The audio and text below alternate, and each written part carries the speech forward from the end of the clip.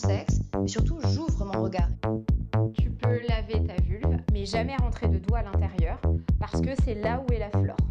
Je suis complexée par l'apparence de ma vulve. Quelle que soit l'époque, l'Anna Sirma est un geste de révolte universel. Le mont de Vénus. Elle est grosse et renflée. Ces femmes au sexe exubérant protégeraient du diable. Ça attire davantage l'attention sur la vulve. Foufoune, zézette, schneck, chatte, escalope, nounoun, millefeuille, paradis. Le Vulva Festoche vous parle de la vulve. Ça s'appelle table ronde, mais ce mot-là fait un peu peur, je ne sais pas vous. Donc on va appeler ça une petite papote entre nous. Ok, on va discuter, le but c'est vraiment de discuter. On a des invités formidables, on est trop contente de les avoir avec nous. Donc peut-être je vous les présente très vite et après je vais les laisser se présenter, comme ça va être le meilleur moyen de les connaître, parce que vous savez bien mieux que moi ce que vous avez fait. Et donc voilà. Alors, la première invitée que je vous présente, elle s'appelle Anne-Laure Pinault. Elle est journaliste et tu m'arrêtes si je dis des bêtises. Donc, toi, tu milites beaucoup contre les discriminations et toutes les formes de lutte. Et du coup, tu écris plein d'articles dans plein de journaux différents. C'est ça. Avec des thématiques un peu ciblées. Des thématiques ciblées, et je suis un peu la casseuse d'ambiance, c'est-à-dire que les questions sur lesquelles je travaille sont un peu dures. Donc, par exemple, le viol comme arme de guerre. Où dernièrement, on a fait une grosse enquête sur le féminicide politique, donc l'assassinat ciblé des femmes militantes. Donc c'est toujours très cafardeux. Donc je vais essayer de ne pas mettre une ambiance pesante sur cette table ronde, sur cette papote, pardon. Alors, notre deuxième invitée, elle s'appelle Marilyn Jaffré. Elle est sage-femme et elle est havraise. Oui, donc moi je suis Marilyn Jaffré, je suis sage-femme, voilà. Je suis sage-femme au centre de santé sexuelle, donc ce qu'on appelait avant la planif. Donc pas le planning familial qui est l'associatif, mais le centre de planif qui est donc du coup financé par les départements. Et moi je suis dans le centre de santé sexuelle de l'hôpital Jacques Monod. Grâce à mon poste-là, je fais beaucoup de prévention dans les établissements scolaires. Et puis, comme je travaille à l'hôpital, je fais partie aussi de l'équipe qui sommes en train de monter la Maison des femmes du Havre, qui devrait voir le jour dans les années à venir. Et donc demain, vous devriez entendre parler de nous de façon plus officielle, mais je ne spoilie pas ce qui se passe demain. Je suis aussi, donc, du coup, dans la Maison des femmes, je travaille beaucoup avec le GAMS Normandie, qui est le groupement de lutte pour l'abolition des mutilations sexuelles. Et donc, on travaille aussi beaucoup avec le GAMS et on milite beaucoup auprès d'elles. Et ils seront avec nous dans la Maison des femmes, bien évidemment. Alors, notre troisième invitée, donc, c'est Carole Ruvira. Donc, tu es sexologue et autrice des podcasts Vibrantes qui cartonnent full, on peut le dire quand même. Oui, ça va. Alors, n'hésite pas à nous raconter un peu ce que tu fais, toi, dans le micro. Alors moi, je suis parisienne. Il y en a plein ici maintenant. Mais bon, si ça peut vous rassurer, je suis née à Rouen, donc j'ai une partie de moi qui est normande, d'accord. C'est pire. Hein, c'est pire, hein. Je le savais, mais bon, il faut bien un jour avouer, c'est tard, il n'y a pas de souci avec ça, je l'assume. Donc je suis sexologue, thérapeute de couple, je fais de l'EMDR pour travailler tous les traumas qui tournent autour de la sexualité. Voilà, quoi vous dire d'autre, que je suis passionnée par ce que je fais. J'ai fait tous ces podcasts Vibrantes avec une jeune femme incroyable où nous avions une vraie complicité. Écoutez-les, parce qu'on parle de tellement de sujets différents et de la manière de voir la sexualité complètement différente que je trouve ça incroyable, parce que sinon ça devient des fois un peu chiant, la sexualité. Et puis moi, si j'ai un rôle sur cette terre, en fait, c'est de parler effectivement de la sexualité, de l'érotisme, de la sensualité, parce que c'est un vrai plaisir où on ne nous a pas éduqués. Il y a plein de tabous qu'il faut essayer d'enlever. Les réseaux sociaux remettent encore d'autres tabous qui n'existaient plus ou qui renaissent. Enfin, c'est insupportable. La sexualité, c'est le meilleur médicament pour être en bonne santé, parce qu'à chaque fois, ça nous met de bonnes hormones dans le corps. Donc, voilà, éduquons pour qu'on arrive à trouver plein de satisfaction dans cette activité de pur bonheur. Et du coup, les jeunes, mais aussi les vieux, qui pensent que eux, ça roule, et qu'en fait, ça roule pas. Tout le monde, on éduque tout le monde. Ça peut rouler beaucoup mieux. Donc il y a tout le monde à éduquer. Et alors, on a une 4e invitée qui est ravie que je la présente et qui s'est du coup cachée. Elle est là-bas. Elle s'appelle Marie Lemay, alias Chapeau Péruvien, parce que vous remarquerez que cette femme et les couleurs, c'est la même chose.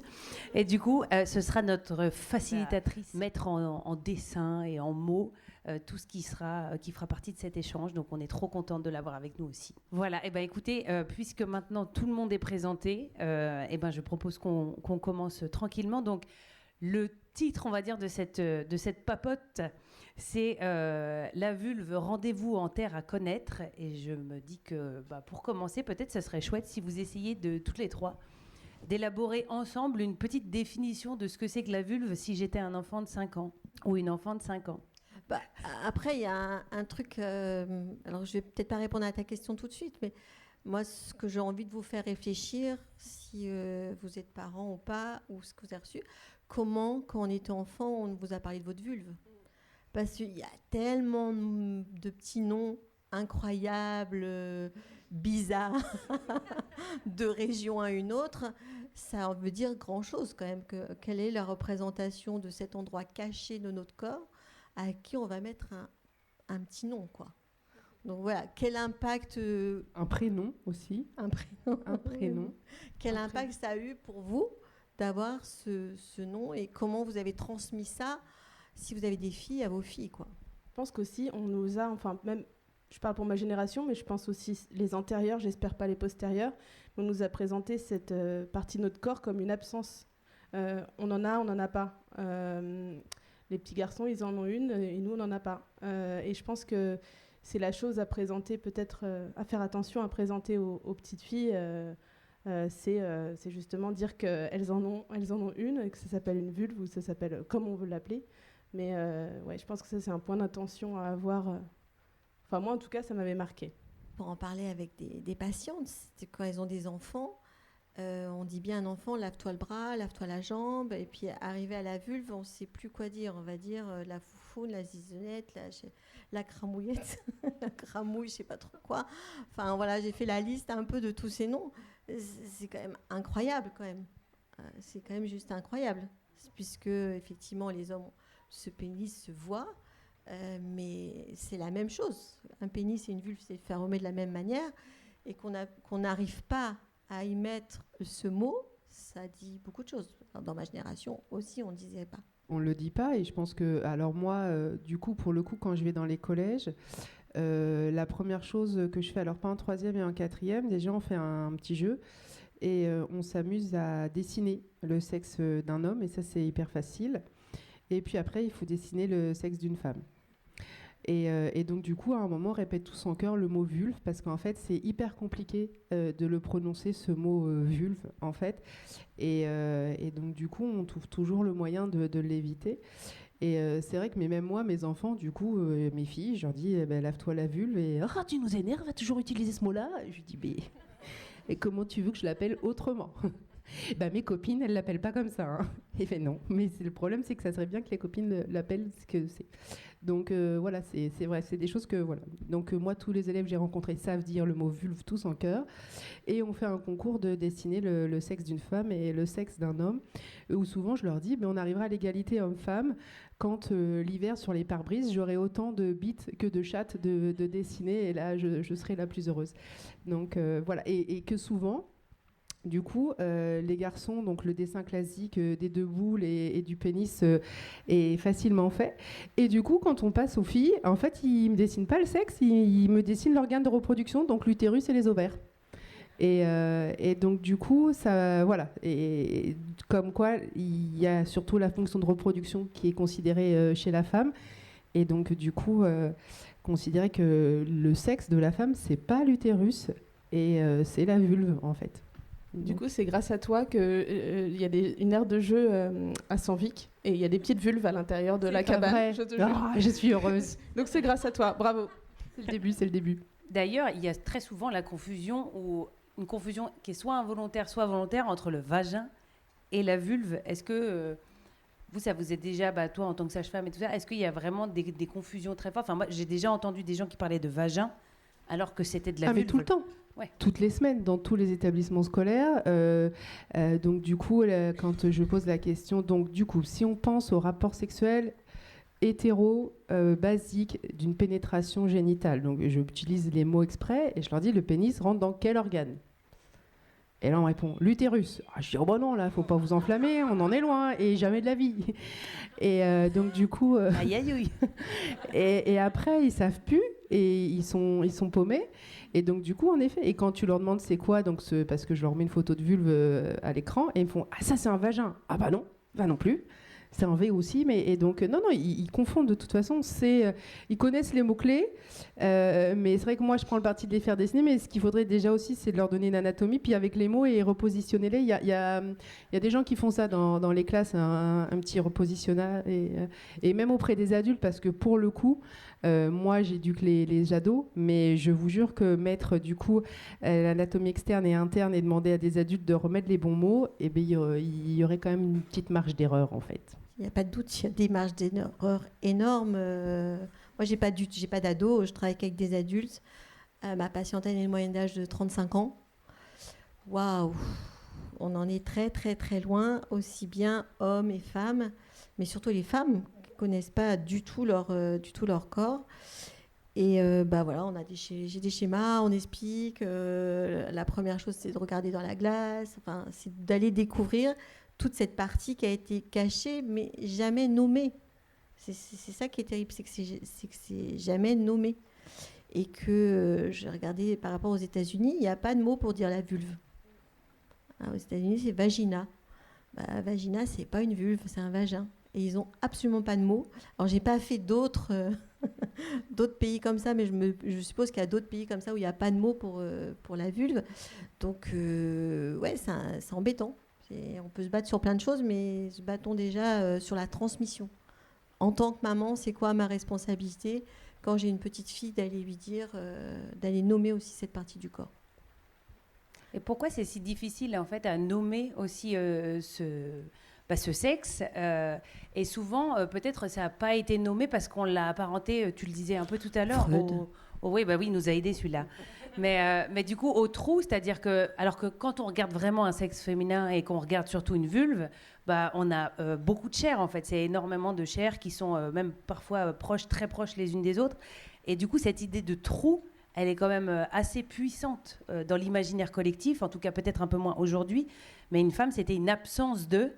Et donc peut-être que cette absence de, elle a eu du mal à se faire un nom puisque c'était un trou, un vide, une béance à remplir, comme disait Freud. Mais au-delà du trou, c'est qu'on était considéré non. Avant, l'histoire de la sexualité, c'était très libre, on connaissait plein de choses. On ne peut pas dire. Ça s'est arrêté au moment où on a voulu les descendances, qu'il y avait les rois et compagnie. C'est là que ça s'est arrêté vraiment, parce que la sexualité avant elle était plutôt libérée. Mais pour moi, le trou est arrivé parce qu'on fait des enfants et l'enfant sort bien par ce trou. Ça se dilate, c'est énorme. La tête d'un enfant, la tête d'un pénis ou d'une autre chose, c'est quand même pas la même dimension. Donc ce trou-là inconnu, c'est comme ça que c'est arrivé et ça faisait peur. Parce que c'était quoi précisément ? Et après, on n'a pas cherché. La date qu'on a découvert le clitoris, ça date de 1998. Mais il le connaissait bien avant. Oui, mais ça avait été arrêté des il a fait des dessins de clitoris. Et puis, je viens de relire un livre là-dessus où ça date de beaucoup plus. C'est juste quand il y a eu l'emprise de la religion sur les populations où il a été décidé de cacher ce dessin du clitoris parce que le plaisir féminin, il fait très très peur. Parce que du coup, parler d'une vulve, c'est parler du plaisir, de la sexualité. Parler d'un trou, c'est juste promouvoir la reproduction, en fait. C'est-à-dire que, je te rejoins, le trou, ils avaient compris depuis longtemps qu'il fallait qu'il y ait un pénis qui pénètre ce fameux trou et que, quelques temps plus tard, il y a un bébé qui allait en sortir. Sauf qu'ils n'avaient pas la connaissance de tout ce qui était derrière. Donc, c'est en effet très mystérieux de se dire, il y a un pénis qui rentre, 9 mois plus tard, il y a un bébé qui sort. Il s'est passé quoi ? Et donc, du coup, ça, pour le coup, ils l'avaient découvert depuis très longtemps. Et le plaisir féminin, il y a un moment, il a fait très très peur, et c'est pour ça que il y a plein de cultures qui l'ont traumatisé, cette vulve, et que donc du coup, on l'a caché. Nous, alors on l'a traumatisé aussi à notre sauce pendant très longtemps, et on la traumatise encore un peu, on en parlera. Et du coup, il a fallu cacher ce côté plaisir, et donc le réduire à juste un trou, et interdire de se toucher, de se caresser, et de se dire, voilà, t'as un trou. Si tu as de la chance, on t'a prévenu que c'était un vagin, et puis il va servir à la reproduction. Et en parallèle de ça, il y a aussi l'organe est saturé de noms masculins qui ont fait la découverte et qui ont planté le drapeau sur telle ou telle partie de la vulve. Je pense aux glandes de Bartholin, à Fallope, et aussi à l'espace. Voilà. Quand même, quelqu'un a nommé un espace vide de son nom parce que c'est dans l'organe féminin, ce qui est quand même assez audacieux. Il y avait plus de médecins hommes. Oui, les chercheurs, ils étaient des hommes, parce que la difficulté, c'est ça. Et que maintenant, on a le clitoris en 3D parce qu'il y a des femmes qui s'y sont mises, parce qu'on sait un petit peu plus explorer le squirt, parce que les femmes s'y sont mises, et que ça bouge maintenant. Et c'est génial de faire de l'éducation à la sexualité maintenant, parce que on casse tous les tabous, mais parce que ça y est, les femmes, elles se sont mises à faire de la science, on les a autorisées, on les a financées, et que donc du coup, on avance sur le plaisir et l'orgasme féminin. Et donc, mais les femmes, elles auront tendance pas à leur mettre leur nom quand même, parce que ça, pour le coup, planter un drapeau là où on est arrivé en premier, mais c'est vrai que si le gland du pénis s'était nommé après une femme scientifique, ce serait un truc de fou. Mais pour revenir à la peur, je pense qu'il y a une sorte de terreur de la puissance féminine qui est construite quand même depuis siècle après siècle, pardon, et qui se voit encore aujourd'hui dans la pop culture. Je pense à un film comme Tis. Tis, c'est un film où une jeune femme vierge a en fait des dents dans le vagin, et donc elle arrache quoi que ce soit qui y pénètre. Donc c'est un film qui a été plus ou moins financé par les pro-life, par les conservateurs, conservatrices.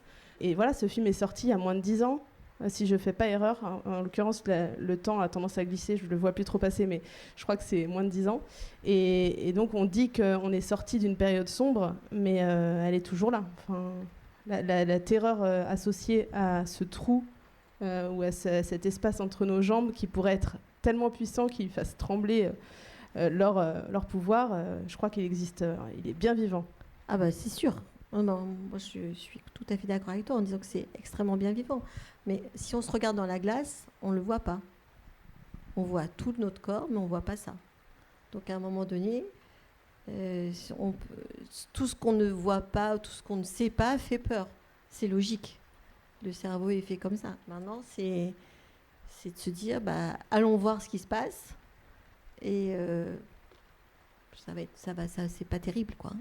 Et si, il faut juste se toucher et se caresser, et que en effet, si on peut pas voir, il faut y aller avec ses doigts, parce qu'on est doté de plein de sens, et donc si on n'a pas la vue, on a le toucher. Et donc la promotion de la masturbation féminine, elle passe aussi par là, en fait, c'est-à-dire au-delà de la glace où on va voir déjà ce qu'il y a à l'extérieur, et c'est chouette. Il faut y aller aussi avec ses doigts, avec le toucher, et oser rentrer dedans. Moi, souvent, c'est ce que je dis aux femmes que je rencontre. Je dis, mais votre vagin, c'est pas une salle d'attente endormie qui attend qu'un pénis le pénètre. Enfin, allez-y, mettez vos doigts, allez voir comment c'est à l'intérieur, humide, il y a plein de replis, c'est chaud, c'est doux, c'est agréable, et allez-y, parce que souvent, je leur dis, mais... ça t'inviendrait pas à l'idée d'inviter quelqu'un chez toi si tu sais pas où tu habites et comment elle est ta maison. Et donc, avant d'inviter quelqu'un dans ton vagin, et regarde un petit peu comment il est, et apprends à le connaître avant d'inviter quelqu'un dedans, quoi. Oui, mais je reviens sur le toucher, où évidemment on a les 5 sens, mais rappelons-nous quand on était petite, on se touchait déjà. Tous les bébés se touchent, sauf qu'à un moment donné, on a dit touche pas, c'est sale. Donc du coup, on n'ose plus toucher. Donc, si tu n'oses plus toucher, va voir. Après, tu vas voir et toucher. Et après, tu vas ressentir. Mais c'est déjà que dès la couche, les petites filles se masturbent dans leur couche. On leur dit stop, ça ne se fait pas, arrête. On arrête le processus. Donc, on est déjà bloqué depuis très, très longtemps. Donc, le toucher, moi, dans ma patientèle, c'est plus facile, je trouve, qu'elles aillent d'abord voir et après toucher. Parce que si elles n'ont pas vu, elles disent c'est pas possible. À tel point que pas possible de mettre de tampons, il y a plein de choses d'impossible. Hein. C'est pas on n'est même pas rendu au plaisir là. Hein. Non, mais je suis d'accord avec toi. C'est d'abord la phase 1, on se regarde. Et après, on se touche. Mais comme dans toute relation humaine, d'abord, on se regarde et après, on se touche. Et après, on touche. Enfin, voilà. Donc, c'est hyper important, les 2 étapes. Parce qu'en effet, avant de se toucher, il faut déjà savoir par où on va rentrer. Et donc, ouais, les 2 étapes, elles sont essentielles. À partir des années 70, il a commencé à avoir des ateliers d'auto-observation gynécologique où vraiment c'était des groupes de femmes qui se rejoignaient pour s'observer, se regarder la vulve, le sexe, et essayer de comprendre, essayer d'apprivoiser. Et en quoi, en fait, parce que là, ça commence à revenir un peu par la mode, mais en tout cas, on réapprivoise ce type d'atelier. En quoi connaître sa vulve, connaître son sexe, ça donne du pouvoir. Du pouvoir, ça donne du plaisir. Et quand tu es dans le plaisir et dans la joie, tu es dans le pouvoir, tu es dans ton être, tu es dans ce qu'il y a de plus... la meilleure chose, dans ton essence. Donc, je pense qu'il faut définir le pouvoir, parce que le pouvoir est toujours négatif. Et que là, dans la sexualité, il y a... Enfin, si on est juste dans le plaisir, hein, il peut y avoir du pouvoir dans la sexualité, d'accord. Mais on n'est pas du tout dans du pouvoir, on est dans du soi. Enfin, pour moi, c'est du soi, c'est pas du pouvoir. C'est comment... je suis autonome sur mon plaisir, comment j'accepte mon corps, j'accepte qui je suis, parce que faut pas non plus 80% des femmes, si je prends les dernières statistiques, n'apprécient pas leur corps. Si on n'apprécie pas notre corps, on n'est pas bien dans notre sexualité. Donc à partir du moment où on est bien avec notre vulve dit peut-être notre plaisir, on sera 10 fois mieux dans notre corps. Donc si on est bien dans notre corps, on rayonne, on a envie on a envie de faire plein de choses. Donc est-ce que c'est ça, prendre du pouvoir? J'en suis pas sûre. Un pouvoir sur soi-même, oui. Ouais, pas sur l'autre, bien évidemment, mais avoir un pouvoir en tout cas de réappropriation de soi. Exactement. Et ça, on devrait toutes passer par là, quoi. Moi, je pense qu'au-delà même de l'auto-observation et de la vulve en tant que telle, c'est ce qui était fort dans ces moments-là, dans les années 70, comme ce qui se produit aujourd'hui dans certaines sphères féministes et autres, c'est le fait d'être entre femmes, en fait, d'être en non-mixité et de construire un savoir ensemble sans l'observation, sans l'autorisation, sans la validation des regards masculins. Et je pense que c'est des ateliers qui permettent à une autre forme de travail intellectuel de se faire et à l'expérience d'être érigée en termes de connaissances. Je pense que par exemple, dans ces ateliers, il peut y avoir des personnes qui se rendent compte qu'elles n'ont jamais pris de plaisir. Parce qu'en fait, il y a tellement une imprécation ou une obligation à jouir. Qu'est-ce qui se cache derrière cette obligation à jouir? Je sais qu'il y a certaines personnes qui peuvent être complètement sclérosées, enfermées dans cette obligation-là. Et dans ce genre d'atelier où les tabous tombent peut-être plus facilement qu'ailleurs, ça peut permettre de réfléchir à tout ça. Oui, après, moi, je ne les connais pas bien, ces ateliers, mais je me pose quand même la question de l'intimité. C'est-à-dire qu'à un moment, la sexualité, ça se partage, mais c'est d'abord de l'ordre de l'intime.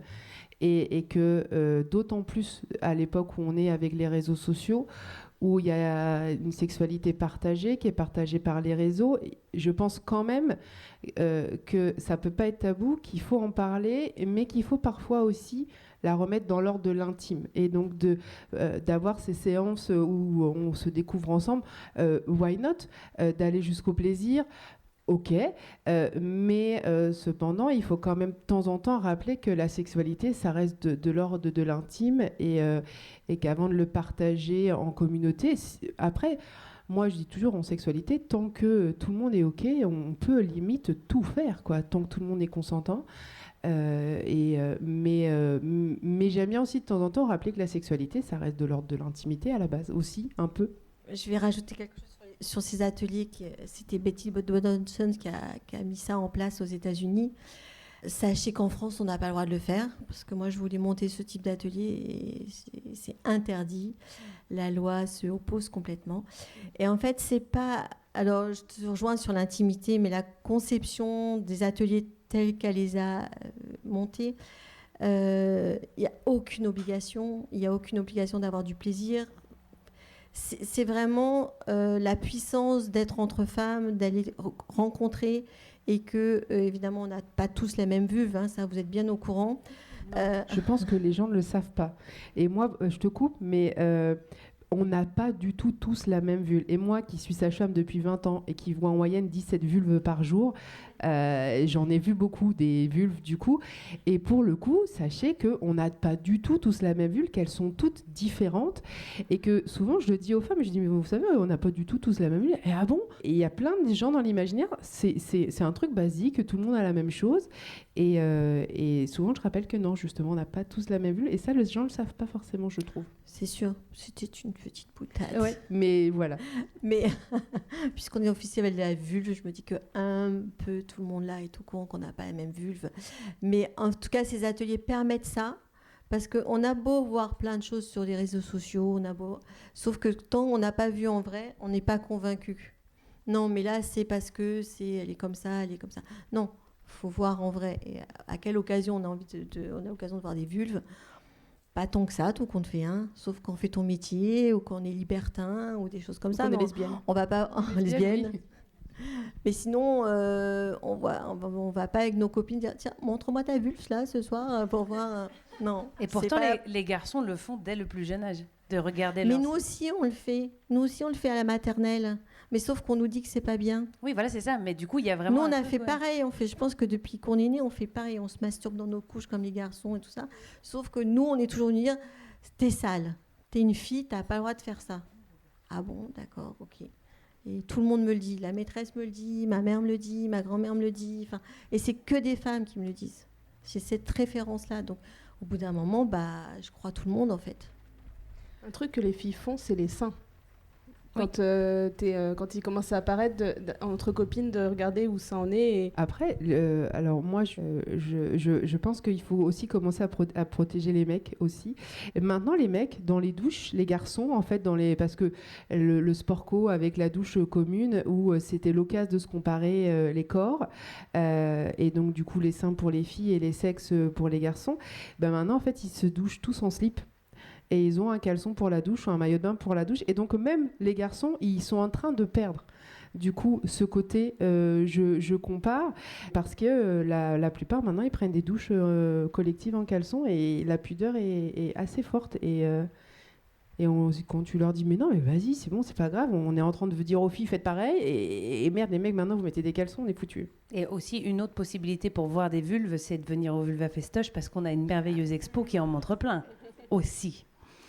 Est-ce que déjà, parmi vous, il y a des gens qui auraient des questions, des choses que vous auriez envie de dire voilà. N'hésitez pas, en fait, parce que c'est vrai que là, on a 3 femmes passionnantes qui nous passionnent, mais j'ai pas de doute sur le fait que vous êtes passionnantes aussi. Donc, si vous avez envie de dire quelque chose... Oui, alors j'arrive, je bondis. Elle dit qu'on n'a pas tous la même vulve. Moi, j'aimerais bien savoir la différence. Voilà, quoi. Il y en a plein, là, des vulves, et déjà, c'est pas toutes les mêmes. Ce qui est sûr, c'est qu'on a tout un clitoris. On a toutes, du coup, l'entrée de notre vagin. On a toutes des lèvres internes, parce qu'alors maintenant, ça y est, on a changé les noms. Donc, du coup, ce qu'on appelait les petites lèvres sont devenues des lèvres internes, et les grandes lèvres sont devenues les lèvres externes. Pourquoi ça ? Justement, pour arrêter de penser que les petites lèvres sont petites et que les grandes lèvres sont grandes. Parce que, du coup, il y a toute une partie des femmes qui ont des petites lèvres, donc des lèvres internes, qui sont longues, qui sont fripées, qui dépassent des lèvres externes, et que donc du coup, si on te dit depuis que t'es petite, t'as des petites lèvres, et que toi, le jour où tu as enfin compris qu'il fallait te regarder, et qu'en plus tu découvres que merde, elles dépassent. Alors, on m'avait dit qu'elles étaient petites, les miennes elles sont grandes, et puis en plus si t'as eu du coup la chance ou la malchance de regarder du porno, et là du coup tu t'es dit, alors elle ressemble pas du tout à l'actrice numéro 1 du porno. Donc du coup, on a arrêté de parler de petites lèvres, on commence, c'est hyper difficile, moi j'y arrive pas au quotidien, j'ai des vieux mécanismes, mais c'est des lèvres internes pour prouver qu'elles sont à l'intérieur des lèvres externes, mais que du coup, elles ne sont pas forcément si petites que ça. Donc il y en a qui en ont des petites, il y en a qui en ont des longues. Et puis en plus, il faut savoir que entre le moment où notre puberté, notre vulve se développe et le moment où on arrive à la ménopause, et bien déjà, en fait, les lèvres internes, elles changent. Et donc moi, par exemple, qui jusque-là m'occupais avant des femmes enceintes, donc j'avais des femmes d'un âge assez jeune. Et quand j'ai commencé à faire de la gynéco, et là je me suis dit, elles ont plus les mêmes vulves en fait, les femmes qui se disent ce truc. Et je me suis dit, ah mais merde. Et donc du coup, voilà, les vulves changent avec le temps. Et donc avec la ménopause, les lèvres internes donc du coup disparaissent. Et pour le coup, les femmes ménopausées, alors ça m'est arrivé 1 ou 2 fois de m'occuper de mamies de 80 ans, et en fait elles n'ont plus de lèvres internes. Elles partent avec l'absence des hormones féminines. Donc du coup, les vulves, on n'a pas la même vulve et on ne l'a pas toute notre vie la même. Donc pour le coup, ça change. La question, c'est qu'on a des lèvres externes sur lesquelles poussent des poils. Et c'est ce que je disais tout à l'heure à Laetitia, c'est que c'est super de voir plein de dessins de vulves, sauf que en fait, je me dis quand même qu'il manque des poils. Et que du coup c'est pas esthétique les poils, mais après on peut pas militer en disant arrêtez les filles d'enlever tous vos poils parce que ça a tellement de conséquences. Et c'est vrai, quand on avait préparé la discussion, je sais plus avec qui, j'avais dit qu'à un moment il faudrait qu'on parle un peu des poils de la vulve, et je me suis dit bah voilà, il y a plein de gens super qui font des belles représentations de la vulve, mais l'air de rien il manque les poils. Il y en a un petit peu parfois sur le pubis, mais pour de vrai sur les lèvres externes il y a des poils partout, et les poils ils vont même jusqu'à l'anus en fait. Si on les représente pas, et ben quand on se dit ah mais merde, moi j'ai des poils qui vont jusqu'à l'anus, je suis pas normal, alors je rase.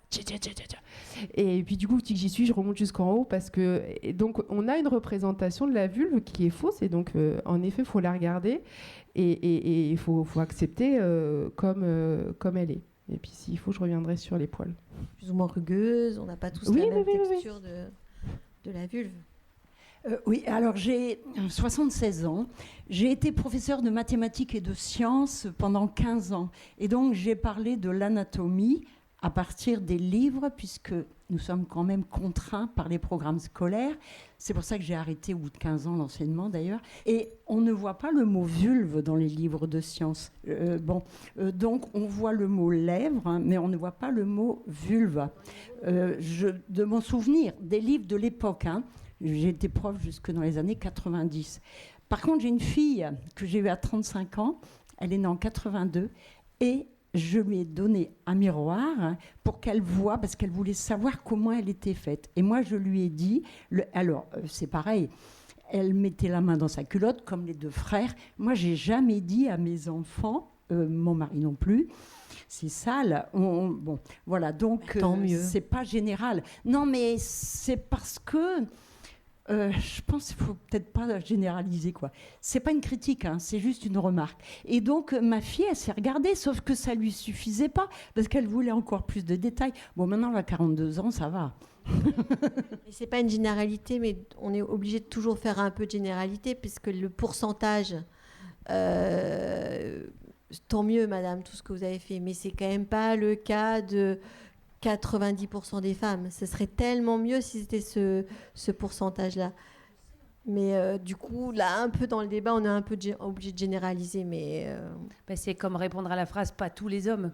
Oui, peut-être, mais pour l'instant, on s'en fout. On dit que c'est tout le monde parce qu'il faut que ça change, en fait. C'est juste ça. Ça fait longtemps qu'on dit qu'il faut que ça change. Oui, c'est pour ça qu'on est là. C'est pour ça qu'il y a des gens qui font des...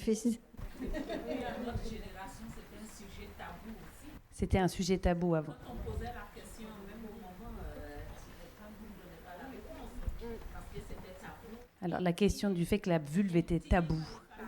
Ils étaient très croyants. Des parents très croyants. Moi, chez ma mère, c'était les cathos de la campagne angevine. Il n'y avait pas de mots, c'était sous la ceinture. Sous la ceinture. Donc, limite les pieds, je ne sais pas s'il les nommait. Alors, comment répondre aux questions élémentaires sur comment ça marche, comment ça fonctionne Pour ça, il faut déjà bien savoir comment ça fonctionne soi et utiliser les bons mots. Et il faut utiliser les bons mots, et il faut pas avoir honte de prononcer des mots de câlin sexuel, parce qu'il faut ramener les choses et les enjoliver. Et moi, ça me pose toujours question. Alors, parce que moi, j'aime pas genrer, et donc j'ai des garçons et des filles, donc je parle aux deux. Mais il y a aussi quand même intéressant, quand c'est un garçon, va voir ton père. Et quand c'est une fille, va voir ta mère. Bon, alors on va être clair, pour faire des bébés, il faut être un homme et une femme. Là, pour le coup, il n'y a pas le choix. En tous les cas, naturellement. Et je me permets de te couper, mais en Vas-y. plus, il y a des chiffres qui sont sortis. Quand même, je crois que c'est 63% des cas. Pour les garçons, c'est quand même les mères qui font l'éducation sexuelle. Donc même quand on pense que c'est les hommes qui vont prendre en charge ça, non.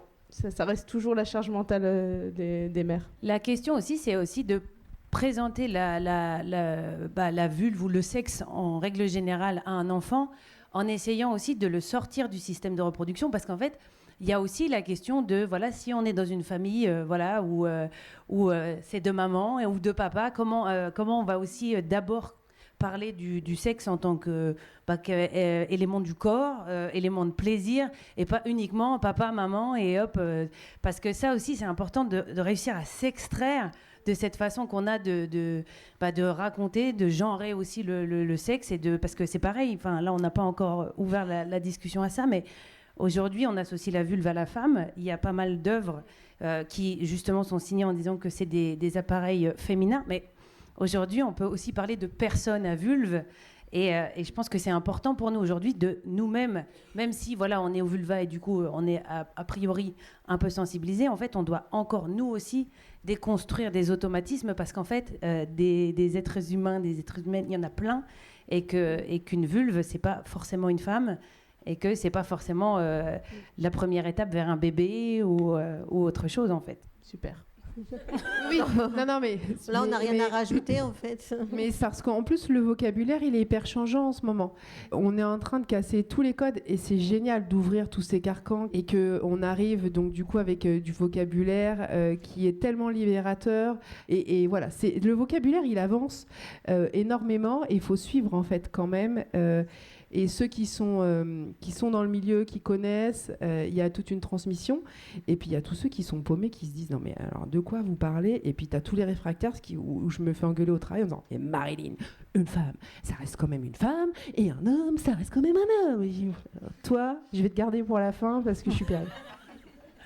Oui, puis là aujourd'hui, il y a énormément d'associations qui sont là et qui sont les références d'aujourd'hui. Et en fait, je pense que de la même façon que pour connaître sa vulve, il faut mettre un miroir, pour connaître ce qu'on comprend pas, ce qu'on connaît pas, il faut aller voir des assos qui connaissent. Il faut y mettre des mots. Voilà, et puis il faut vraiment être curieuse, et c'est ce qui fera que on ouvrira les champs des possibles aussi. Mais d'ailleurs, je pense que il est loin le temps où les choses seront pisses et où on se sentira tous et toutes dans une safe place, en termes de gynécologie, par exemple.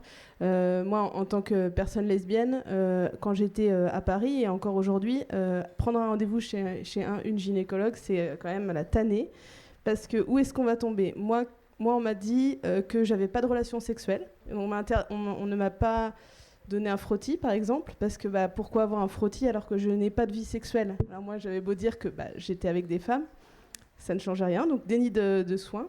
Il y a énormément de choses, mais si par exemple j'avais eu besoin de prendre la pilule pour des raisons autres que pour la contraception, si j'avais eu à le demander, je sais que ça aurait été compliqué pour certaines copines, ça a été très compliqué. Mais parce qu'il faut aller voir des sages-femmes.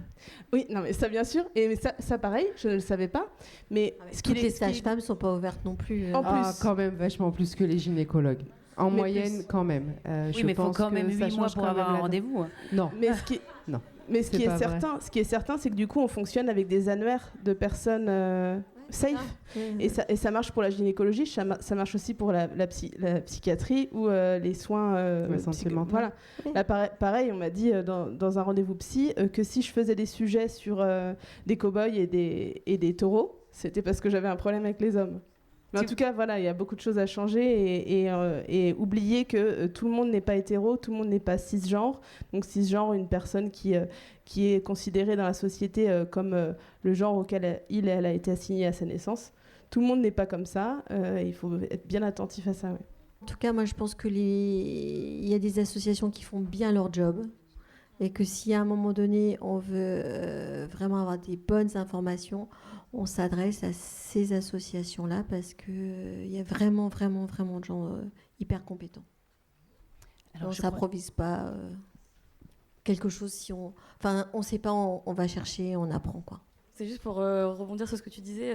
Moi, je sais que j'ai cherché pendant très longtemps une gynécologue cool. Et effectivement, je suis allée voir une sage-femme qui était géniale et qui est toujours ma gynéco.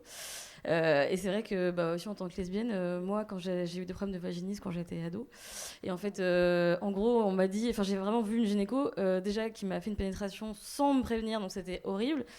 Et en me disant après, en fait, le mieux... En plus, j'ai vécu du racisme parce qu'elle m'a dit faudrait aller voir les bites en Martinique, prendre une bonne bite, ça ira mieux. Et j'étais genre, mais.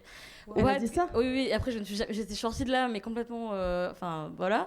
C'était horrible. Et donc, voilà, racisme, lesbophobie, enfin bref. Et finalement, j'ai vu une sage-femme qui était aussi, qui était sexologue, mais rééducatrice aussi après les accouchements, mais qui permettait aussi d'aider pour le vaginisme. Et en fait, ce qui était très drôle, c'est comme en effet, on dit, moi, j'ai jamais capté vraiment ce que j'avais entre les jambes. En réalité, je comprenais pas que ça pouvait rentrer, on va dire. Et du coup, ce qui était intéressant, c'est une fois que j'ai juste compris après 2-3 séances en fait comment j'étais foutue et que c'est juste que j'avais des contractions musculaires qui étaient pas distinctes entre les et que du coup en fait c'est juste que j'avais un phénomène où tout se contractait parce que j'avais rien qui était distinct. Après j'avais plus de problème. Et donc c'est juste pour dire que oui en effet les sages-femmes aident vraiment beaucoup pour en avoir vu 2 et les gynécos souvent de mon expérience sont assez durs et voilà.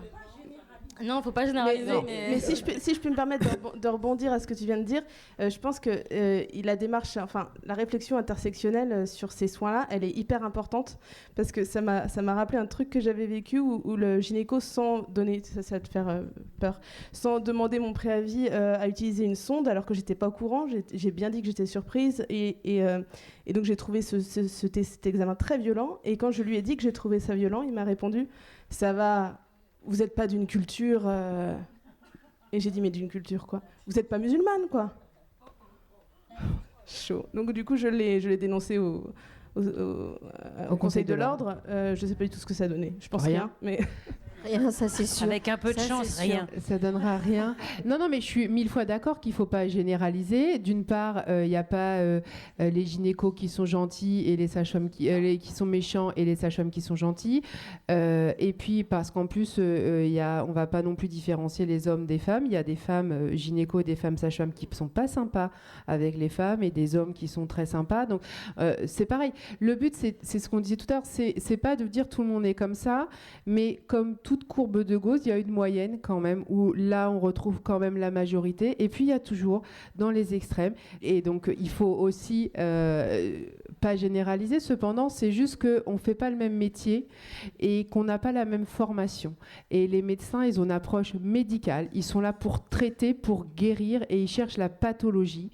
Et ils ont été formés pour ça. Ils ont fait 10 ans d'études pour ça. On ne peut pas leur dire au bout de 20 ans, non mais tes études, voilà autrement. Ils ont été formatés comme ça. Et la formation change, mais ceux qui, en plus au Havre, on a quand même des gynécologues qui sont en fin de carrière et que donc du coup ont des études qui datent. Pour le coup, les sages-femmes, on commence à occuper depuis 10 ans le terrain et donc du coup, on n'a pas la même formation. Et donc, forcément, on n'a pas la même approche. Mais parce que, et là où en effet, plein de femmes, le suivi gynécologique, du coup, on se dit gynécologique, c'est un gynécologue. Non, gynécologique, c'est la science de la femme. Donc, du coup, les sages-femmes et les médecins le font. Mais il y a toute une communication. Mais moi, si j'avais quelqu'un de la sécurité sociale, je dirais, mais quand est-ce que tu fais des vraies campagnes de prévention où tu mets que c'est par les sages-femmes qu'il faut y aller, quoi. Parce que sinon, en fait, on a une difficulté. Tu ne rapportes pas assez d'argent. Hein ? Tu ne rapportes pas assez d'argent. Non, je sais bien. Et non, on a un lobby qui est moins puissant. Alors, peut-être comme... Est-ce que je peux juste rebondir à ce que tu as dit ? Quand même, on peut parler parfois un peu de généralité quand c'est un système, en fait. Et il se trouve qu'il n'y a pas si longtemps, je crois que c'était il y a 5 ans, au Conseil des gynécologues obstétriciens, ils ont mis un diaporama, et le diaporama, c'était « Les femmes sont des juments ». Ils sont des juments, et pour les faire pouliner, il faut faire ci et ça. Il faut regarder la taille des hanches. C'était sans doute une blague, Mais en l'occurrence, c'était un, pas drôle, et deux, surtout, ça veut dire quelque chose de ce qui se passe, en fait. Alors après, faut remettre dans le contexte, excusez-moi, mais que les gynécos ne parlent pas de sexe, ne parlent pas de... C'est pas leur job, quoi. C'est pas... la vulve, c'est pas ce qui les intéresse, le clito non plus. De toute façon, il n'y a pas de maladie sur le clitoris. D'accord ? Il y a des cancers du clitoris. Oui, mais c'est tellement peu connu qu'ils ne vont même pas chercher. Ça vient derrière tellement de choses.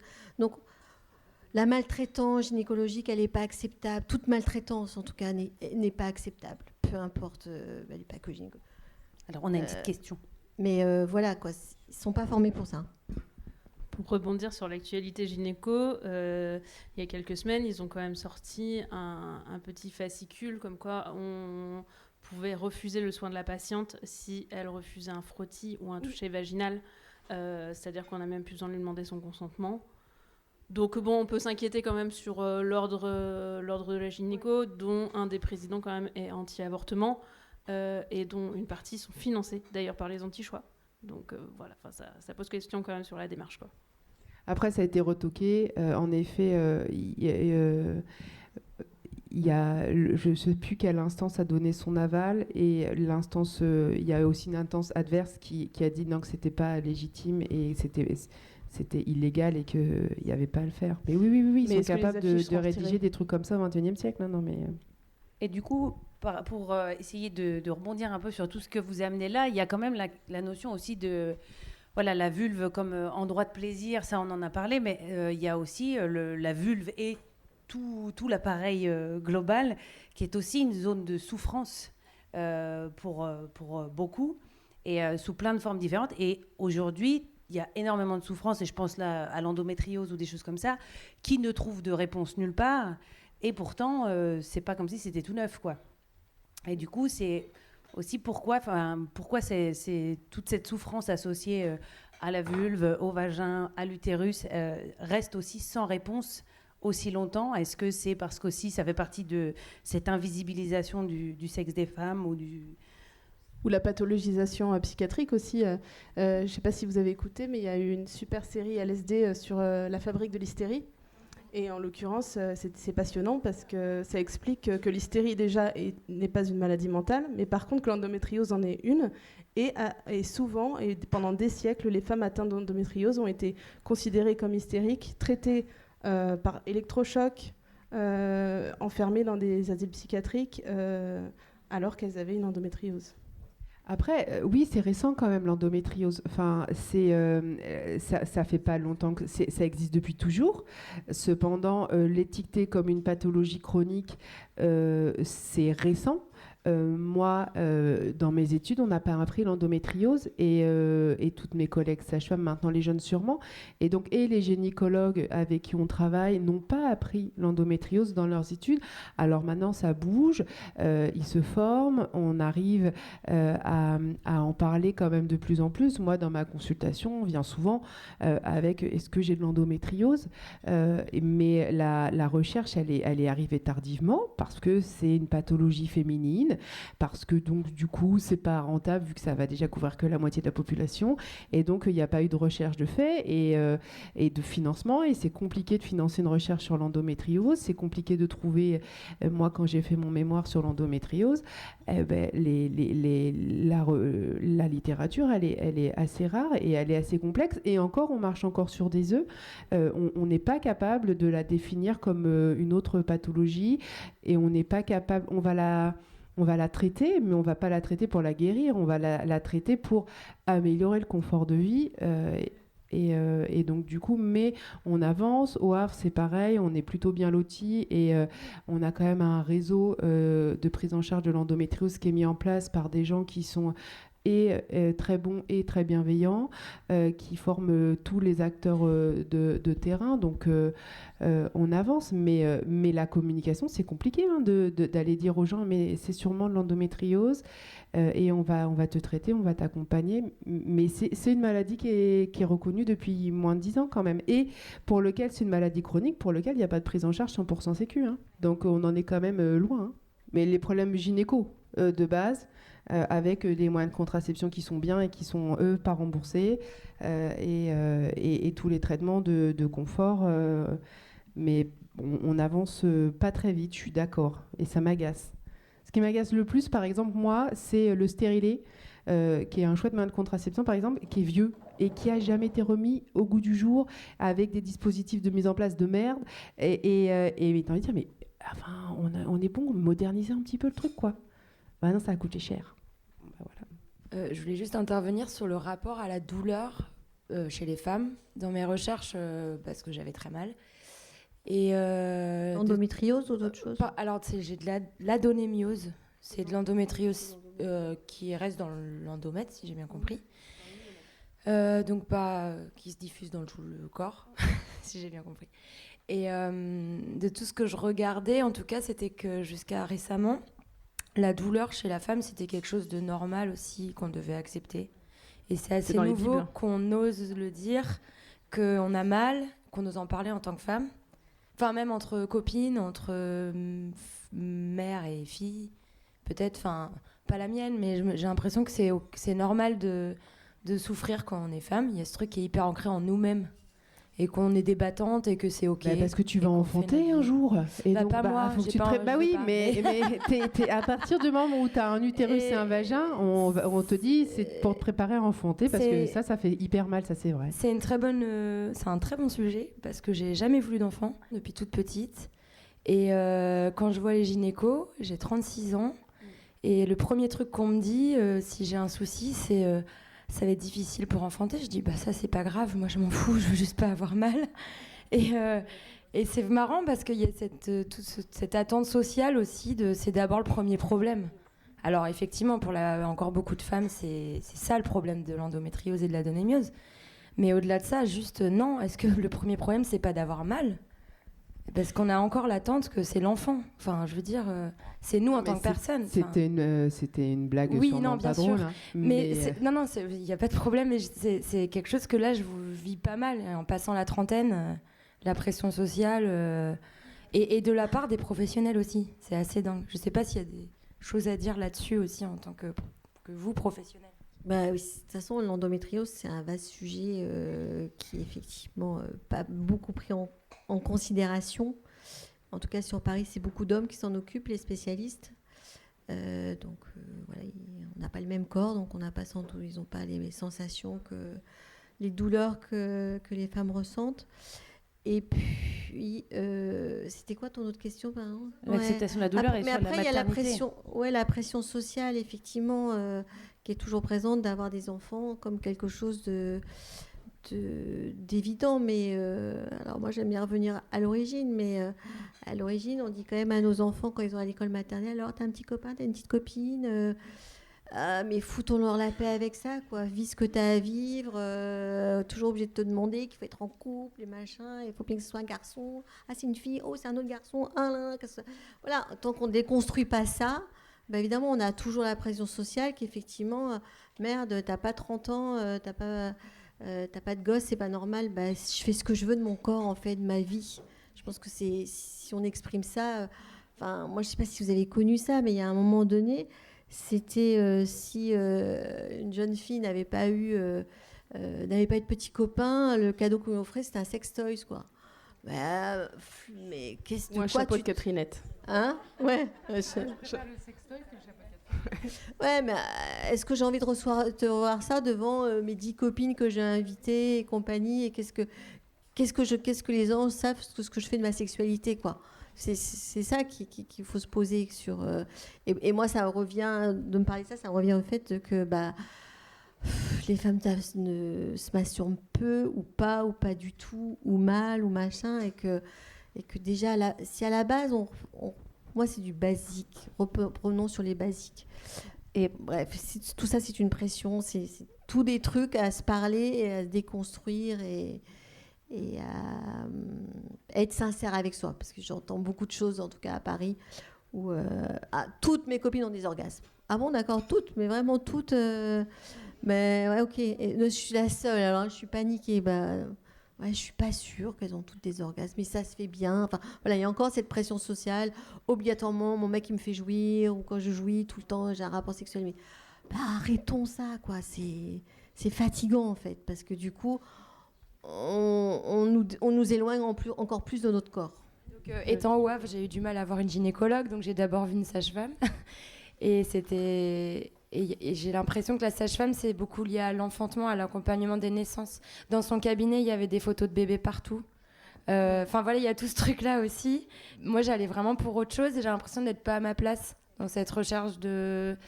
Et ma question, elle est, est-ce que c'est en train de changer, tu crois, dans ce milieu et je trouve que ça fait une sorte de pression en plus quand on cherche autre chose. Et voilà, est-ce que après, ça c'était il y a combien de temps ça Il n'y a pas longtemps. Il y a pas longtemps. Donc ça change chez les sages-femmes quand même. Ouais. C'est en train de changer. Je dirais que après, pour le coup, il y a des sages-femmes, c'est leur kiff les bébés. Et donc du coup, elles vont kiffer la grossesse, les bébés. Et tu vas avoir des photos de Anne Guedes dans tout le cabinet. Et donc du coup, c'est son cabinet, c'est son petit chez-soi. En effet, moi, si j'avais un cabinet, ça serait pas des Anne Guedes, mais cependant, quand j'ai commencé, sûrement. Donc déjà, ça dépend de où on en est dans notre carrière. Après, moi, j'ai eu mon DU en 2018 de gynéco. Nous, les sages-femmes, on a le droit de faire de la gynécologie depuis 2016. Donc c'est quand même assez récent qu'on nous ait enfin laissé la globalité de la santé de la femme.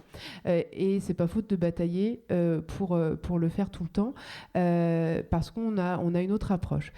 Donc, du coup, en effet, après, on est toutes donc il y en a de plus en plus de sages-femmes en libéral.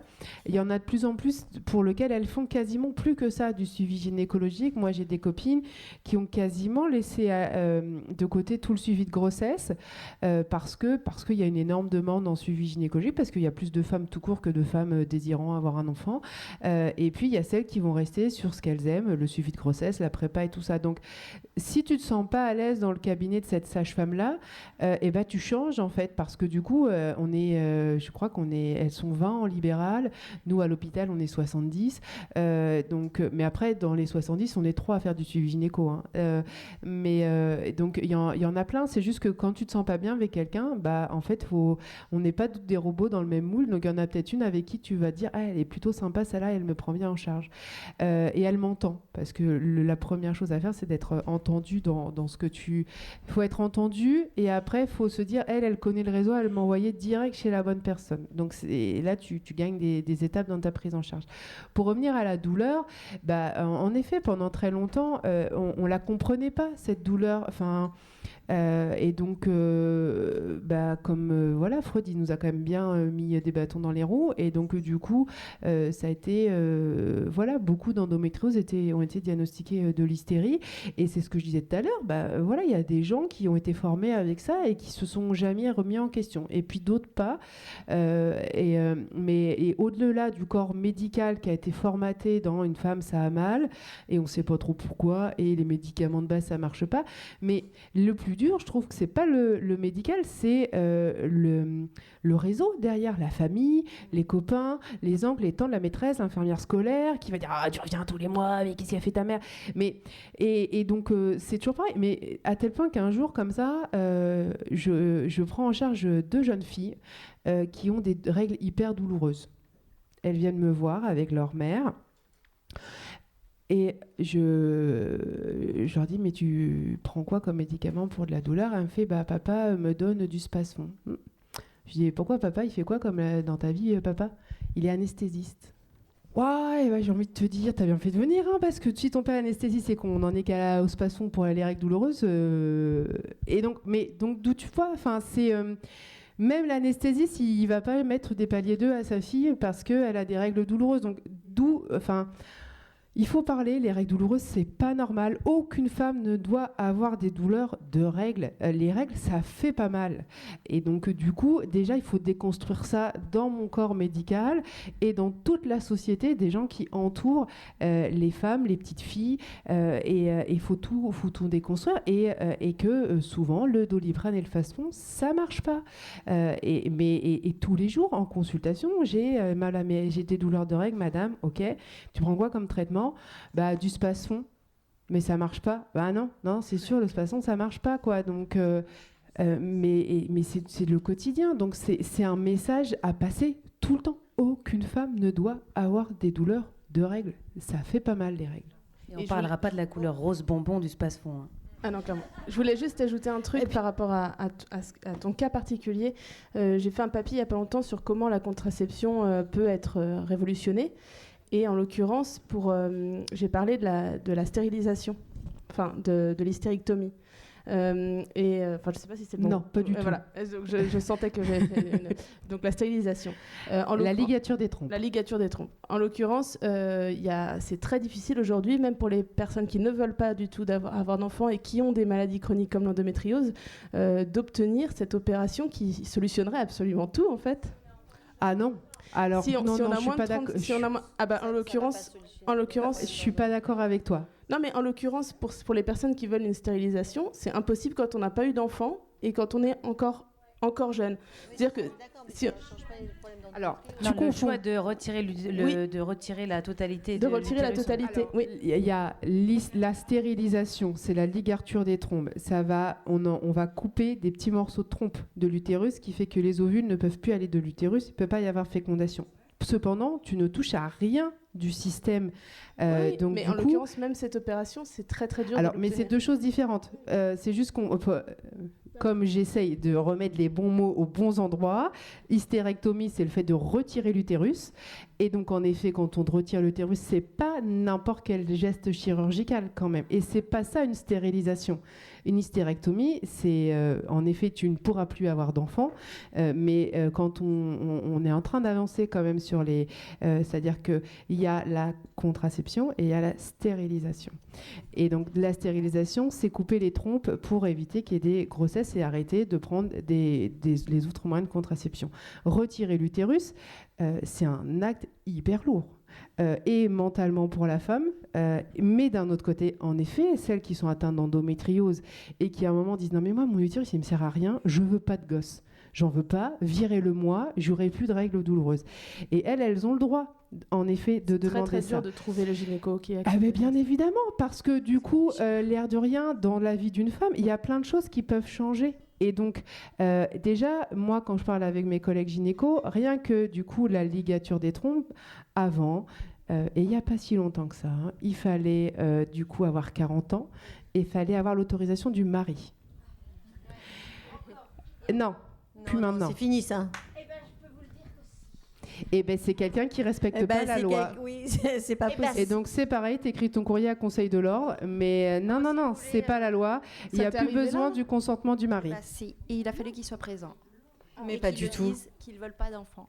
Mais ça c'est une pratique illégale de la médecine, comme on va t'imposer d'y mettre un spéculum ou quoi. Non. Moi j'ai eu des viols par les gynécos, pas par les hommes, par les gynécos. J'ai eu plein de viols. Sans consentement, on m'a toujours mis des choses à l'intérieur. Mais putain, on est en 2023, merde. Pour rebondir sur effectivement c'est ce que je disais, les maltraitances. Hein. C'est des maltraitances. Effectivement, là, il faut vraiment être solidaire entre femmes. Parce que je pense qu'il n'y a que ça qui va fonctionner sur cette solidarité. Elle n'y est pas présente. Hein. Soyons très clairs que la solidarité, elle n'est pas présente. Hein. Elle est loin d'être présente. Vous n'êtes pas d'accord, vous avez le droit. Mais sur plein de choses, elle est quand même pas présente. Je pense que des pénétrations de spéculum, c'était pas que des gynécologues hommes. Non. Je ne parlais pas que sur cette maltraitance. Je parlais de toute l'endométriose, de tout ce qu'on peut vivre, où il n'y a pas forcément de solidarité, parce que on n'ose pas s'en parler, parce que c'est encore tabou, et c'est par rapport à ça. Plus on va se libérer la parole, en toute honnêteté, plus on va aller... Mais en fait, dans tout ce que vous dites, il y a je reviens sur le problème d'enlever l'utérus et compagnie. C'est quand même... c'est pas des actes qui se font comme ça. Il faut quand même se faire aider. Sur plein de choses, il faut se faire aider, parce que ça raconte plein de choses de votre histoire familiale, de notre histoire de corps, quoi. Donc je pense que c'est des choses, on a tout à fait le droit de vouloir ça, mais à un moment donné, il faut quand même voir ce que ça amène derrière tout ça, parce que sinon, on peut faire plus de dégâts que ce qu'il y avait déjà, à mon sens. Moi, j'aurais juste dit, je trouve ça quand même particulièrement injuste, un peu quand même, puisque toujours mon corps, mon choix, en fait. On parlait de stérilisation, tu parlais de découpe de trompe, il y a eu les implants essures qui ont ravagé des femmes parce que ça les a empoisonnées. Et là, c'était hystérectomie, sauf que c'était pas voulu par les femmes à la base, cet acte. Et du coup, je trouve que il y a pas d'égalité, mais c'est surtout qu'on nous impose des choses médicaux, voilà, qui en fait font plus de mal que de bien, quoi. Et là, c'est même pas c'est dans l'intérêt de personne pour ces implants, par exemple. Quel test il y a eu ? Il n'y a même pas eu de test sanguin. Il n'y a rien eu là-dessus. Et les hystérectomies, elles se sont faites derrière sans vous voulez le garder ? Désolé, non, quoi, ciao. Donc pourquoi est-ce que dans notre sens, quand on veut l'enlever, on ne peut pas le faire ? Et en plus, ce délai de réflexion imposé aux personnes qui ont des utérus, ça peut être archi violent. Par exemple, je pense aux personnes trans qui parfois, récemment ça va mieux, mais qui peuvent errer des années et des années avec un corps qui ne leur appartient pas, en fait, avec lequel elles ne se reconnaissent pas, et auquel on dit c'est pas anodin, c'est un organe qui est important, vous le regretterez, alors que c'est, je crois, 3% des personnes qui regrettent après coup. Bref. C'est pour ça qu'à mon sens, il faut un accompagnement. Ça se fait pas comme ça, et qu'il y a des accompagnements, et qu'il y a des gens très bien qui peuvent faire ce genre d'accompagnement. Oui, mais après, c'est vrai qu'il y a des choses qui sont irréversibles. Déjà, si on reste sur des choses moins hard que le retirer l'utérus, la ligature, on a dans notre vie de femme plusieurs moments. On vit plein de vies de femmes en fait différentes. Et moi, je suis d'accord sur le fait de dire, mais bordel, si elle te le demande, fais-le. Qu'est-ce que t'en as à foutre qu'à 35 piges, j'ai pas d'enfant. Et j'ai en face de moi les médecins qui disent « Ouais, mais tu les vois pas, toi, après, une fois qu'on a fait ça, qui viennent de dire « en fait, j'ai changé de mec, ou je suis avec un mec, et lui, il a pas d'enfant, il en veut un, et est-ce que vous pouvez quand même les reperméabiliser ?» Je les entends, les collègues médecins qui disent « ouais, mais voilà, en fait, c'est pas qu'ils veulent pas, c'est qu'il y a quand même des alternatives. C'est-à-dire que avant d'arriver à la ligature, il y a des moyens de contraception, et on aime bien, dans le corps médical, dire ça serait bien que tu aies essayé cela avant d'arriver à ça, parce que pour le coup, la stérilisation, elle est censée être irréversible. Quand on arrive à retirer cet utérus, qui est un organe très particulier, qui pose des soucis, mais c'est tellement pas anodin que nous, profession médicale, à un moment, on dit cette chirurgie-là, j'y vais pas de gaieté de cœur s'il y avait des moyens. Avant de retirer l'utérus dans l'endométriose, il y a quand même des médicaments qui vont nous permettre de stopper les règles, que ça soit pour de l'endométriose, que ça soit pour des transitions où, à un moment, on a envie que ce utérus se mette en sourdine. Et donc, on a des thérapeutiques avant d'en arriver à la chirurgie, parce que aucune chirurgie n'est anodine. On ne passe pas au bloc opératoire pour rien, même si c'est le choix de la femme, et on essaye le plus de l'entendre. Cependant, les conséquences opératoires derrière, elles peuvent être très lourdes. Et donc, du coup, comme tout en médecine, on avance par paliers. On va essayer le palier 1, puis on va essayer le palier 2. Et puis, parce qu'entre tout ce parcours-là, il y a des femmes ou des hommes, peu importe il y a des femmes et des hommes qui vont s'arrêter à ce palier-là. Et qui visaient l'autre d'après, mais par la prise de temps de la thérapeutique, il y en a qui vont se dire, là, j'arrive à ce que je voulais. Okay, et donc ça me convient. Donc on ne peut pas être radical dès le début parce que chez certaines personnes, on va faire plus de mal que de bien. Et donc il faut y aller par graduation. Et pour ça, il faut un accompagnement psychologue, sexologue, parce que la chirurgie, c'est pas suffisant. De la même façon que sur les mutilations sexuelles, on peut reconstruire, mais il y a des femmes qui vont dire moi vous allez me le remettre et tout va aller. Mais bien sûr que non, tout va pas aller et tout va pas changer.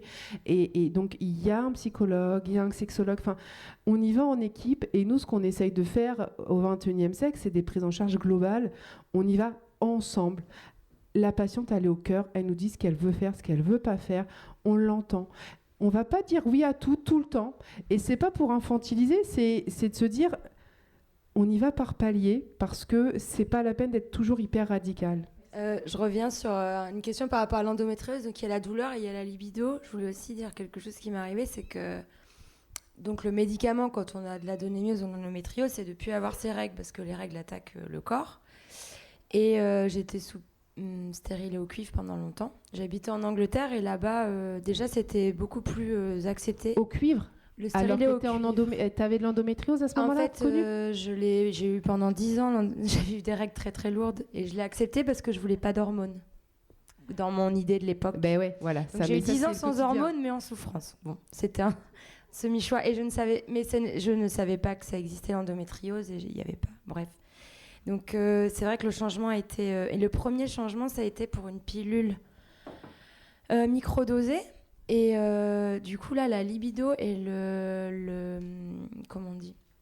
J'étais vraiment très, très déprimée. Et c'est là où j'ai réalisé l'importance des hormones. Je suis de nature plutôt positive. Et heureusement, je suis en couple et ça faisait déjà longtemps qu'on était ensemble. Et c'est vraiment mon copain qui a vraiment vu la différence. Et je pense que parfois, si on n'est pas en couple ou même dans les amis ou des gens moins proches, on ne voit pas la différence. J'aurais pu me dire c'est une phase de ma vie. Et j'étais vraiment au fond du trou. Et c'est lui qui m'a alertée sur le fait que vraiment, c'est pas normal. Et du coup, j'ai commencé à me dire, ouais, non, vraiment, c'est pas normal. Là, je voyais une sage-femme. J'ai vu ensuite une gynéco. Au Havre, c'est très compliqué de voir des spécialistes. Ma mère a dû supplier sa gynéco pour qu'elle arrive à me voir.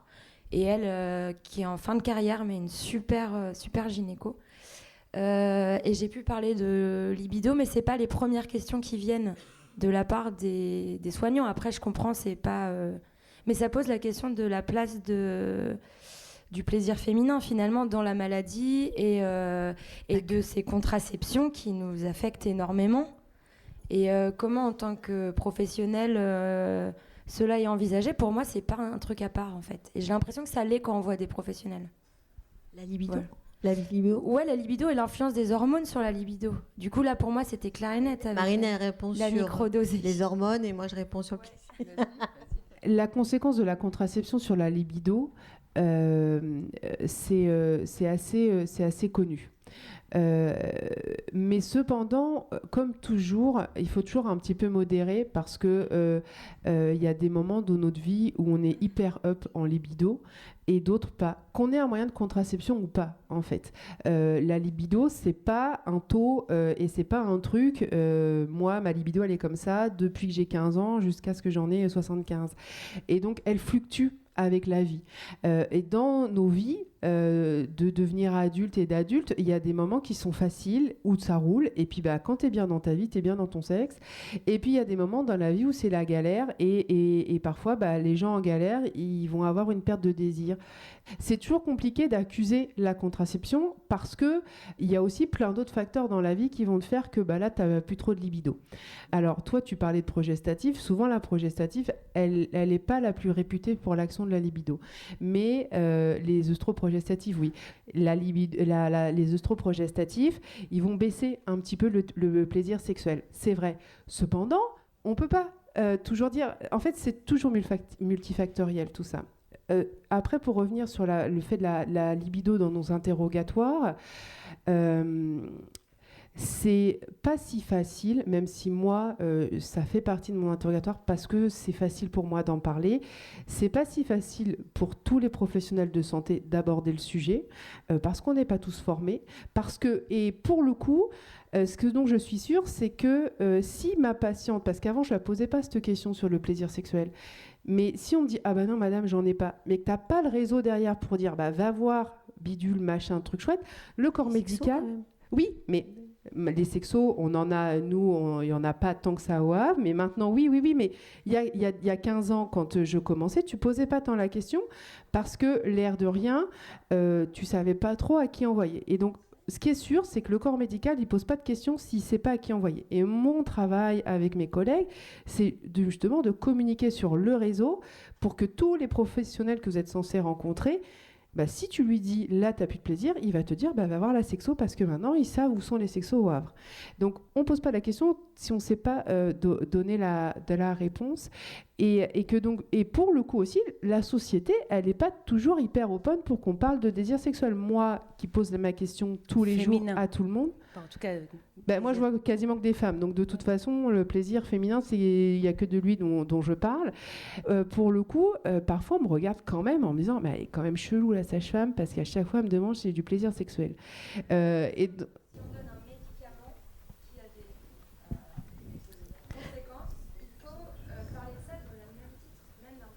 Non mais attends, quand tu prends des antidépresseurs, on sait que ça a un effet sur plein d'autres choses dans la vie d'un homme et d'une femme, d'accord ? Sauf que les médecins, ils te soignent pour un symptôme. Tu as une dépression, ils te donnent un médicament, il faut que tu regardes toute la liste derrière, te disant, ça, potentiellement, tu as des problèmes érectiles, des baisses de libido, d'accord ? Mais ils vont pas te le dire parce que ça marche sur un cas sur 1000, un cas sur des choses comme ça. Donc oui, ils devraient le faire. Mais en fait, toujours pareil, ils le font pas parce que c'est tabou. Alors sur ce qui est tabou, comme Marine elle a dit, je suis d'accord, les hormones, la vie, on fluctue et en fait, la libido c'est une énergie de vie. D'accord ? C'est l'énergie qui part de notre sacrum qu'on a tous là. D'accord ? À partir du moment où vous êtes tous et tous venus, c'est que vous avez de l'énergie. D'accord ? Ceux qui n'ont plus d'énergie, c'est les gens qui sont complètement déprimés, qui ne peuvent plus se lever. Donc on a tous de la libido là. D'accord ? On a tous de la libido. Par contre, on n'a pas peut-être tous du désir sexuel. Parce que ça, c'est différent de cette libido. D'accord ? Et donc ce qui est important, c'est que ok, on peut dire, est-ce que tu as du désir ? Est-ce que vous avez de la libido ? Est-ce que c'est multifactoriel ? La pilule, le machin, je viens d'être maman, j'ai plus de boulot. Enfin, tout ça va jouer sur notre énergie. Mais il n'empêche que je peux encore avoir de l'appétit sexuel. Ça n'a rien à voir. L'appétit sexuel, c'est quelque chose, c'est parce que je sais comment mon corps fonctionne, je sais le plaisir que j'ai eu et mon cerveau est capable d'aller dire, à cet endroit-là, je sais que je vais prendre du plaisir, que ça va me faire du bien. Mais c'est ça qu'on n'a pas, parce que là-dessus aussi, on n'est pas éduqué. Et là-dessus aussi, on ne nous pose pas la question. Parce qu'une fois, même si une sage-femme, pas toutes les sages-femmes, mais une sage-femme ou une gynéco dit « Est-ce que vous avez de la libido ? Est-ce que vous avez du plaisir ?» Oui, non. Après, on en fait quoi ? Des fois, ils se disent « On n'en fait rien. Ah oui, vous n'avez pas de plaisir. » Mais ça veut dire quoi, le plaisir ? C'est quoi, le plaisir ? Et ce plaisir, il s'est construit aussi dans notre enfance et dans notre psychique. Et c'est ça qu'on doit rééduquer aux gens, pour moi, c'est d'avoir du plaisir sexuel, de l'appétit sexuel. Parce que cette libido, pour moi, il n'y a pas de médicament, il n'y a rien. C'est tout ce qui est notre vie qui fait qu'on en aura plus ou moins en fonction de tout ce qui se passe dans notre vie. Voilà. Et si on pouvait toute notre vie en joie, toute notre vie, on aurait de la libido. On aurait cette énergie au summum. Mais vous êtes d'accord que ce n'est pas tout le temps comme ça. Donc, apprenons à être ancrés sur notre sexualité, d'accord ? Et après, vous verrez qu'il y aura des mouvements, effectivement. Ça n'empêchera pas des douleurs, des choses comme ça, que rien n'empêche. Mais déjà, ça, c'est un bon point. Et je veux juste rajouter ça, parce qu'après, il faut peut-être finir. C'est qu'on disait tout à l'heure que toutes les femmes qu'on aurait ne doivent pas avoir de douleur. Moi, je veux dire aussi que quand vous êtes dans un acte sexuel, il ne doit pas y avoir de la douleur. S'il y a douleur, c'est qu'il y a quelque chose qui n'est pas OK. Voilà. Je m'arrête là-dessus. Vraiment, mesdames, merci énormément pour tout ce que vous nous avez partagé. Merci à vous toutes aussi d'avoir pris la parole et d'avoir permis cet échange et cette papote qui était bien riche. On a, grâce à Marie, un merveilleux mur qu'on ne manquera pas de partager sur les réseaux sociaux pour que vous puissiez le mettre sur votre table de nuit comme petit pense-bête. Et vraiment, on est très heureuse que cette table ronde ait eu lieu et elle était absolument super. Donc merci Carole, merci Marilyn, merci Anne-Laure. Vraiment, c'était super. Et merci Marie.